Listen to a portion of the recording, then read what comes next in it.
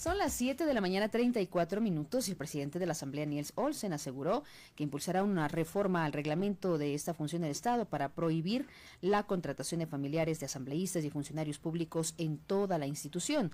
La reacción se dio tras el escándalo que envuelve a oficialista Dominic Serrano, quien a sus 19 años es asambleísta más joven y tiene a su mamá y a su hermano trabajando en la Asamblea.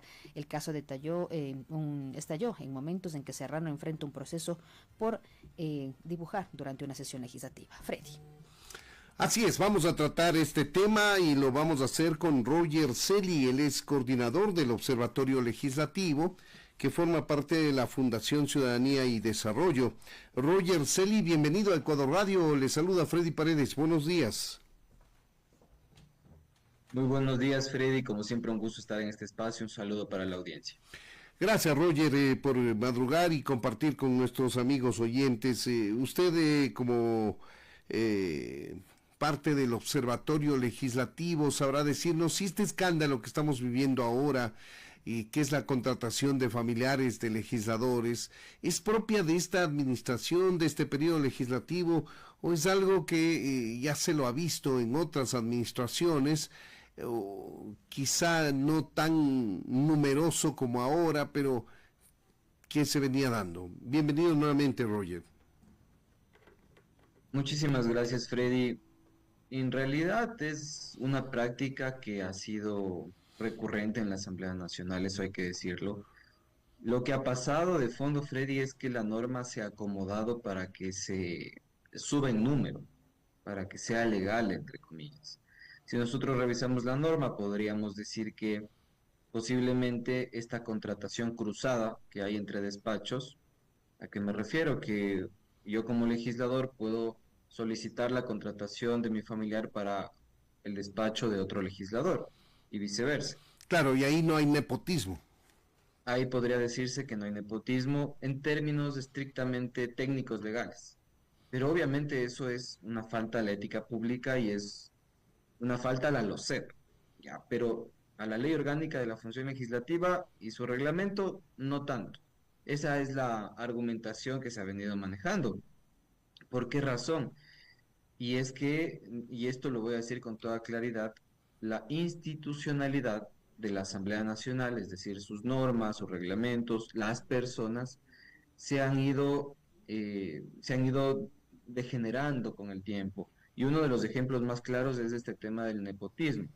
En 2014, Freddy y quienes nos escuchan, la norma decía con toda claridad, en la presidencia de Gabriela Rivadeneira, más allá de los afectos o desafectos políticos, era una norma clara que decía que está prohibido expresamente y taxativamente que algún familiar de cualquier legislador sea contratado como asesor o como asistente. Así decía. En el reglamento.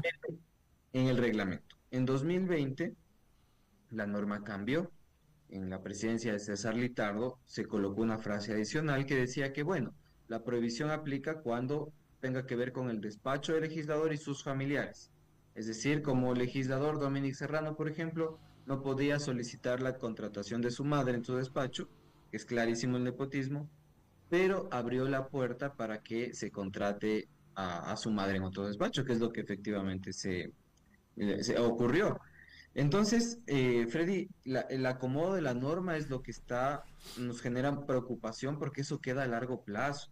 Y el presidente Olsen ha dicho, ok, vamos a reformar el artículo 7 del reglamento de talento humano, pero yo debo decir que es insuficiente porque hemos identificado otros vacíos normativos o acomodos normativos, como yo los llamo, para que este tipo de cosas pasen. Perfecto, entonces, a ver, está claro ya el tema. Se ha logrado identificar por parte del presidente de la Asamblea al menos a 40, pero si no me equivoco, escuché a alguna otra legisladora hablar de 53 ya personas que tendrían algún tipo de vínculo familiar o de parentesco con los legisladores. No sé si ustedes, que hacen un seguimiento exhaustivo, Roger, tienen un número exacto. A ver, ahí hay un riesgo en función de los datos personales de estas personas. La identificación de estas personas y sus relaciones familiares, como ustedes conocen, no es un dato público, no podemos acceder al registro civil a saber cuáles son las redes familiares. De fondo, ¿cuál es el tema, Freddy, que nosotros analizamos y es lo importante desde nuestro punto de vista? Los legisladores.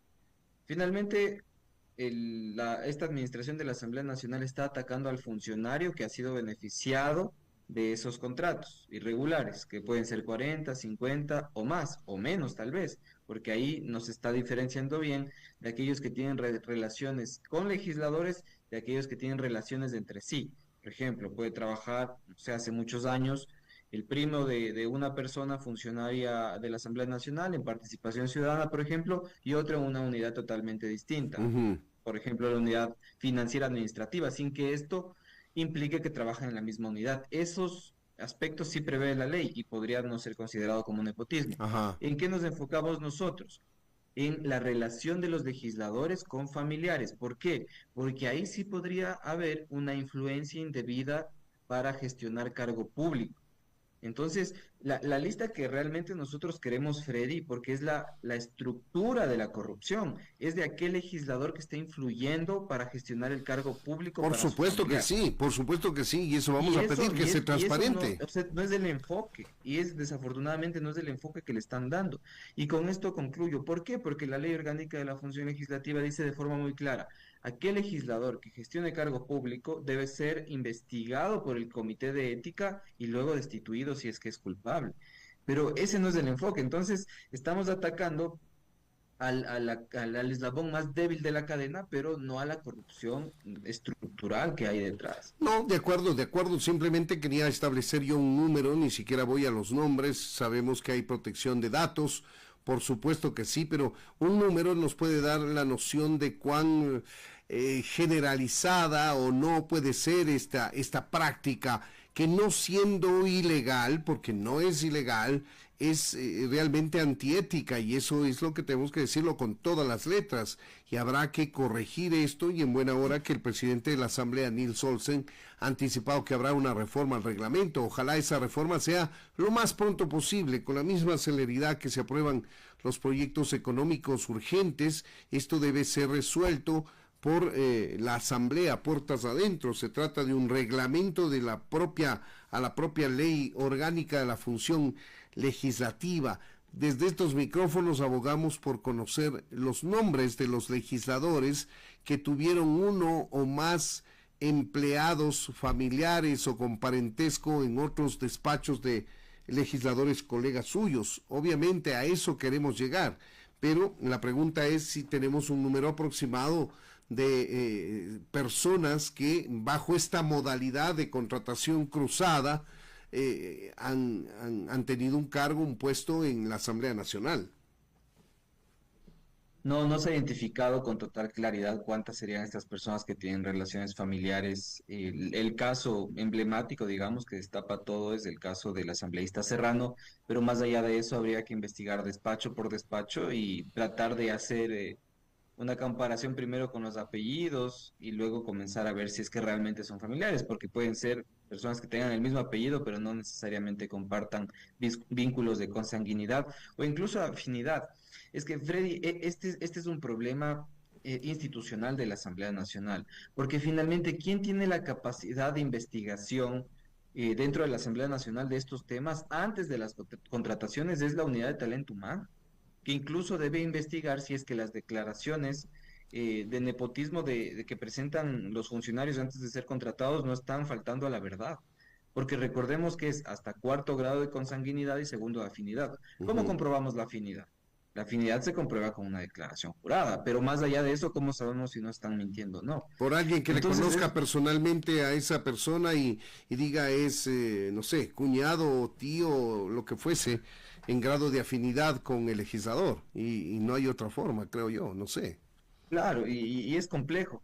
Pero, a ver, a mí lo que me sorprende también, Freddy, es que el número lo tenga que sacar la sociedad civil, el periodismo de investigación, cuando el número lo debería saber el propio presidente de la Asamblea Nacional o su delegado, porque ellos naturalmente son la autoridad nominadora.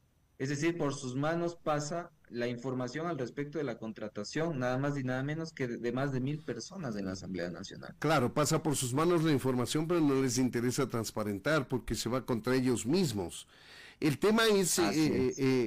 Roger, y como lo hablábamos con Valentina Zárate, ex contralora subrogante, que la tarea que tienen las direcciones de talento humano, a más de cotejar si la persona propuesta para el cargo cumple el perfil del mismo, incurre en estas prohibiciones para ser contratada, es una tarea que se deja, digamos, a la buena intención nada más, porque no hay ni el tiempo ni los mecanismos para hacer un cotejamiento. Hablábamos con Valentina Zárate que, por ejemplo, si el parentesco es de cuñado, de suegro, suegra, es bien difícil detectar por los apellidos, por ejemplo. Tienen apellidos totalmente diferentes, pero tienen un grado de, no sé si es de afinidad o de parentesco, perdón por la ignorancia en este caso, pero va a ser difícil ubicar la relación. Sí, es sumamente complejo, insisto, y también la nueva ley de protección de datos personales eh, va a proteger esta información y va a ser, creo que prácticamente improbable que se logre determinar relación de afinidad del segundo grado y grado de consanguinidad de tercero o cuarto grado. Depende también mucho de la tecnología con la que cuente la Asamblea Nacional y la coordinación interinstitucional con Registro Civil, por ejemplo, y con la propia Contraloría General del Estado. Claro, Insisto, pero es una tarea compleja y con esto termino, Freddy. A mí me sorprendió mucho que el dato se lance así, sin más ni más, por parte del presidente de la Asamblea. Porque ahí yo insisto, habrá que diferenciar, por ejemplo, según lo prevé la norma, aquellos familiares que no tienen relaciones con legisladores, pero que finalmente lograron entrar legítimamente a la Asamblea en unidades distintas, pero que también han sido separados del cargo. claro. Podrían estarse vulnerando serios derechos ahí, estimado Freddy. Por eso yo decía, esta herramienta creo que debe ser utilizada con mucha cautela y responsabilidad, porque si no, estaríamos incluso frente a una persecución de gente que probablemente no cometió Claro, una ningún crimen ilegal. estigmatización, así es, porque puede haber familiares de legisladores que forman parte de la planta de empleados, de servidores legislativos, antes de que su familiar se convierta en legislador, en cuyo caso no También habría ningún puede ser que problema. ocurra. Claro, Puede ser que ocurra. Y ahí, Freddy, y es algo que nosotros también criticamos frontalmente, conforme dice la ley, porque es la única forma de hacer crítica en este país de manera segura, y es que vimos que en el 2020 se reformó la Ley Orgánica de la Función Legislativa y decía en su disposición transitoria séptima que se debe crear la carrera legislativa. ajá, No es un invento nuestro. ¿Qué pasa cuando se crea una carrera legislativa? Pues evitas todo esto que estamos viviendo porque naturalmente en número el servidor legislativo de carrera debe superar al asesor político, entonces hay menos probabilidad que sean cientos y cientos de casos de nepotismo cuando sabes que tienes a personas que se van formando y puede entrar un familiar que es legislador en el futuro y pues no hay ningún nepotismo porque ya no depende del funcionario de carrera. Entonces, Freddy, son cuestiones, yo digo, que son cuestiones que se van presentando en la Asamblea Nacional, pero que van develando problemas estructurales que desafortunadamente no se buscan corregir o no sé por qué no se los toma con la debida seriedad. son las 7 de la mañana con 48 minutos para quienes se incorporan a nuestra audiencia. Estamos conversando con Roger Celi, el ex coordinador del Observatorio Legislativo. Hace parte de la Fundación Ciudadanía y Desarrollo. Hablamos sobre la contratación de familiares de asambleístas en la Asamblea Nacional, un tema que ha saltado al escándalo público a raíz de la sanción al legislador más joven de la Asamblea, Dominique Serrano, que fue encontrado haciendo dibujitos durante una sesión del Pleno y que al hacer un análisis pues se descubrió que tiene un hermano como empleado, tiene a su madre como empleada en otros despachos legislativos, por supuesto, y esto pues ha dado lugar a una crítica mayor y se ha establecido ya un primer número de 40 personas que tendrían relaciones familiares o de parentesco con legisladores. Ahora, Roger, esto lo advirtió la prensa, lo advirtió inclusive antes de que se inicie el periodo legislativo, en el caso específico del legislador Dominique Serrano y sus relaciones con el legislador N. Recalde, si no me equivoco. Lamentablemente la denuncia periodística quedó ahí, no se hizo nada hasta esta sanción que ha motivado nuevamente desempolvar aquello y decir no solamente es el señor Serrano, sino hay vínculos familiares de X y Z legislador que no conocemos. Ay, desafortunadamente la Asamblea Nacional, creo que, y en este periodo legislativo, pues lo podemos ver con mayor evidencia. Parece que esta suerte de que siempre llegan nuevos legisladores, los cuales llegan con nuevas personas, hay menos de 100 funcionarios de carrera en la Asamblea Nacional, hace que todo empiece desde cero y que la curva de aprendizaje al respecto de cómo funciona la Asamblea Nacional sea muy costosa para el ecuatoriano. Nosotros igual proponemos el debate al respecto de por qué no se comienza a pensar que el legislador debe poder postularse por más de 2 periodos legislativos. Siempre vemos caras nuevas en la Asamblea Nacional. No son personas que se van formando en la legislatura. Entonces, ¿cómo le podemos exigir, porque es bien complejo, Freddy, exigirle que el nuevo legislador que recién está empapándose del tema tome en cuenta tantas cuestiones complejas que hay en el país y en relación a la legislatura? Cuando nosotros le pedimos al legislador, ok, identifique institucionalmente cuáles son las falencias en materia de presentación de proyectos de ley, porque hay cientos y cientos de proyectos de ley que no se aprueban, y hacemos la sugerencia y luego vemos, Freddy, que tramitan proyectos de ley que violan la unidad de materia. Luego le pedimos que se fiscalice bien, que se fiscalice con responsabilidad, que se hagan seguimiento a determinados temas públicos que son importantes, y le vemos al legislador dibujando en plena sesión, más allá de la subjetividad de este tema.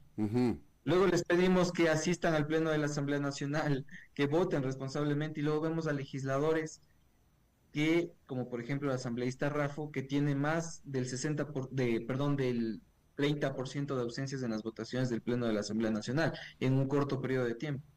Entonces, podemos enumerar, Freddy, unas 50 o 60 cuestiones que son institucionales, que son de responsabilidad pública, como esto del nepotismo que ya se identificó en la prensa y en el periodismo de investigación, pero son tantos temas que yo entiendo que recién están dándose cuenta de la institución a la cual ingresaron. Y lo digo con toda claridad porque en las respuestas que ha tenido esta administración de la Asamblea Nacional nos ha demostrado que tiene todavía mucho desconocimiento al respecto de lo que pasa de fondo en la legislatura. Y no son unos problemas, digamos, digamos, de imagen de la Asamblea, porque Freddy, no sé si usted ha notado también, lo que nos están tratando de comunicar desde la Asamblea es que vamos a mejorar la imagen de la Asamblea. Y luego nos dice que hay un 50% de aprobación de la gente a la gestión de la Asamblea. Puede ser, pero de fondo los problemas que viene arrastrando la legislatura son más complejos. Por ejemplo, hay unidades administrativas de la Asamblea Nacional que no tienen el suficiente personal para hacer un trabajo técnico, y lo hacen con los funcionarios que ya tienen experiencia ahí. Y luego tenemos despachos que tienen 4 personas y que no tienen ninguna calidad o cualificación para lograr un trabajo que sea efectivo para el país. Entonces, Freddy, cuando usted me dice, ok, ¿por qué no hicieron caso al respecto de esto? Yo advierto 3 cosas. Primero, recién están aprendiendo. En segundo lugar, no tienen la voluntad política de corregir estos problemas de fondo. Y en tercer lugar, la preocupación política es otra. O sea, ¿no cree que hay un sentido de autocrítica en la actual administración? Totalmente, totalmente. Pero bueno, las cosas caen por su propio peso, Freddy. Como usted puede notar, ya hay preocupación, que es lo que desde mi punto de vista ciudadano esperaba al respecto de lo que está pasando, porque de lo contrario estábamos en una suerte de parálisis que no permitía ver lo que era evidente. Y ahora yo creo que desafortunadamente ese discurso de que vamos a orientar la Asamblea Nacional, o afortunadamente que vamos a orientar a la Asamblea Nacional hacia una nueva política, hacia una nueva institución, va a tener que concretarse con resultados. De lo contrario, esto les va a pasar factura política, si es que esto no se va corrigiendo. De acuerdo. Ahora, ya saliendo un poco de este tema, que lo hemos explorado lo suficiente y que tendrá que concluir con la anunciada reforma al reglamento por parte del presidente Nils Olsen, hablemos un poco de cuál es el destino que le queda al legislador Santiago Díaz de la Revolución Ciudadana, acusado de una presunta violación a una menor de edad, a una niña de 12 años, que además de lo que conocemos está vinculada familiarmente al círculo de la Revolución Ciudadana. Por eso ha sido la respuesta tan tajante, indignada de muchos legisladores, cuando hemos visto por casos similares una actuación un tanto más pausada, si se quiere, no tan precipitada como ha sido ahora y como debería ser frente a temas como estos, que son bajo ningún punto de vista excusables. Digo, ¿cuál es el destino del señor Díaz? Bueno, creo que hay que hacer una lectura jurídica al respecto del tema en primer lugar. Luego podemos comentar la lectura política. No hay necesidad de levantar la inmunidad parlamentaria. El Pleno de la Asamblea Nacional no se debe pronunciar al respecto. La justicia Se debe trata de un avanzar delito común. como un delito común de forma No es en el célebre. No hay ejercicio de inmunidad. su cargo, claro. Totalmente, no hay inmunidad parlamentaria que proteja ante un hecho atroz como este. Y en segundo lugar, bueno, ahí el acomodo normativo me parece positivo, Freddy. Fue un acomodo normativo que se dio, yo diría, políticamente para separar a personas que se ausentan del cargo, como no sé si usted recuerda los legisladores de la RC que se fueron en su momento a A México, como México, así Gabriela es. Rivadeneira, exacto. Ahí se acomodó la norma, se hizo una reforma y se determinó que si es que se cumple un plazo de más allá de 30 días, más o menos, podría evaluarse la separación del legislador de la Asamblea Nacional.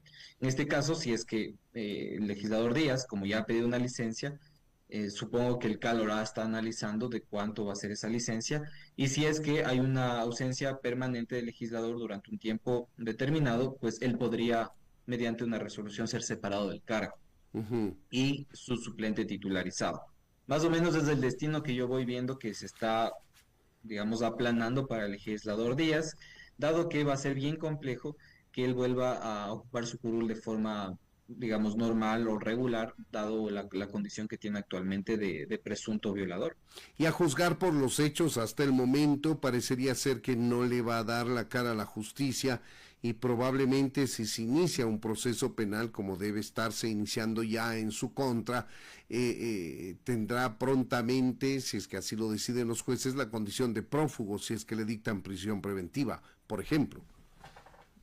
Efectivamente, si no le da la cara a la justicia, pues tendrá esta condición y ahí tendrá más razón la Asamblea Nacional de buscar el mecanismo legal para sacarlo del cargo. Ujú.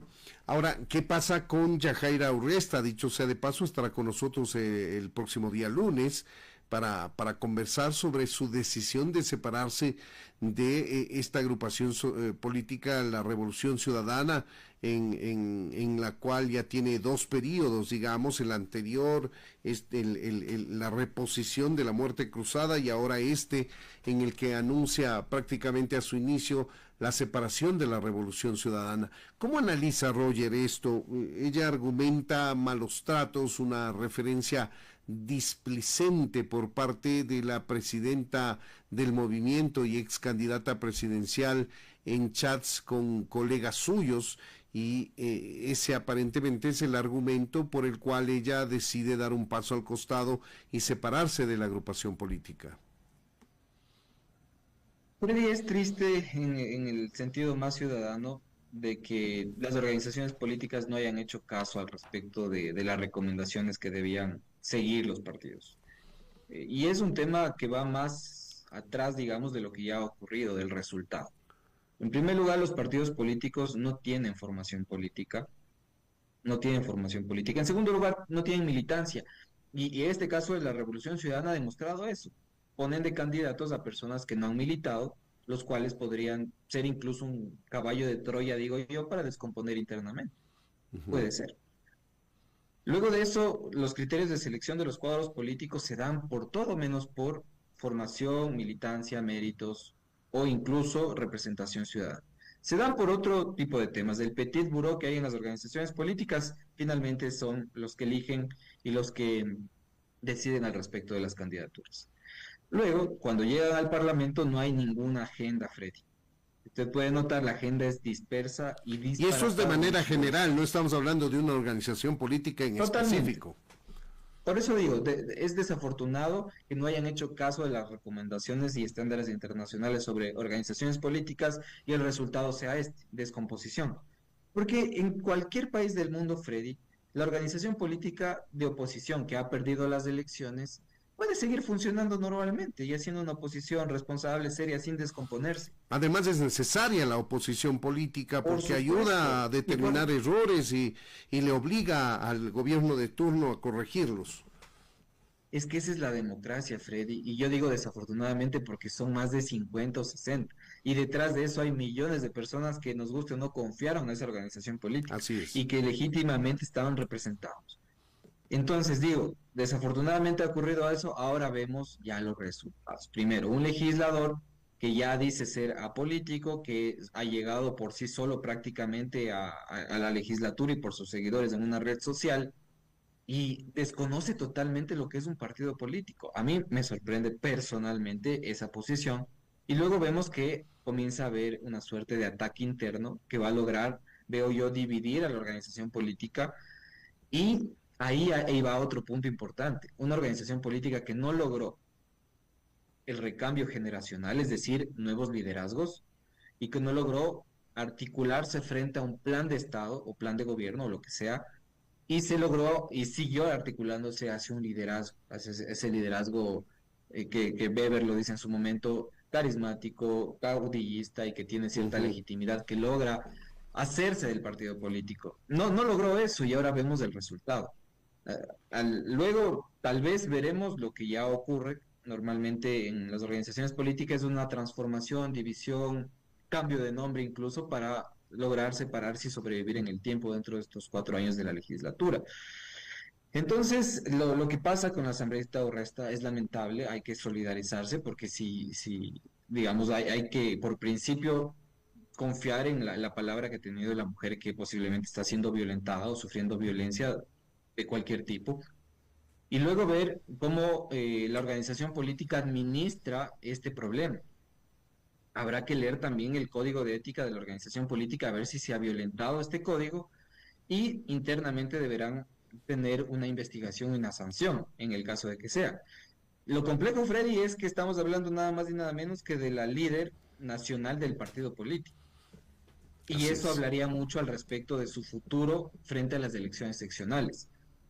Y yo hago la lectura también de que desafortunadamente este tema que es grave y que tiene varios componentes, tiene el componente de Santiago Díaz, tiene el componente de la menor que ha sido vulnerada, eh, tiene el componente de Yajairo Resta, que también ha sido agraviada, y todo este cúmulo de cosas a mí me da la impresión y también me da el susto como ciudadano de que sea utilizado políticamente para acomodar de nuevo las fuerzas, que podría estarse dando así. Veamos cómo se Entonces, van. lo que vemos es todo menos responsabilidad política, Freddy, en función de lo que estamos viviendo actualmente. Ciertamente, veamos cómo se van aclarando estos temas, veamos cómo van reaccionando las tiendas políticas, qué capacidad de autocrítica tiene la Asamblea Nacional y su actual administración para ver cómo va solucionando estos problemas que han salido a la luz pública, que en su momento el periodismo lo ubicó, pero que ahora ha trascendido ya públicamente y con implicaciones de carácter administrativo. Nos referimos también al tema lamentable de esta presunta violación. Esperemos que la justicia haga su parte y las tiendas políticas, las agrupaciones políticas tengan la capacidad de mirarse hacia adentro, mirar sus estructuras y encontrar soluciones. Queremos agradecer a Roger Celi, él es coordinador del Observatorio Legislativo. Gracias, Roger, por habernos atendido. Muchísimas gracias, Freddy, que tengan un excelente día y un buen inicio de semana. Un También abrazo. para ti. Muchas gracias.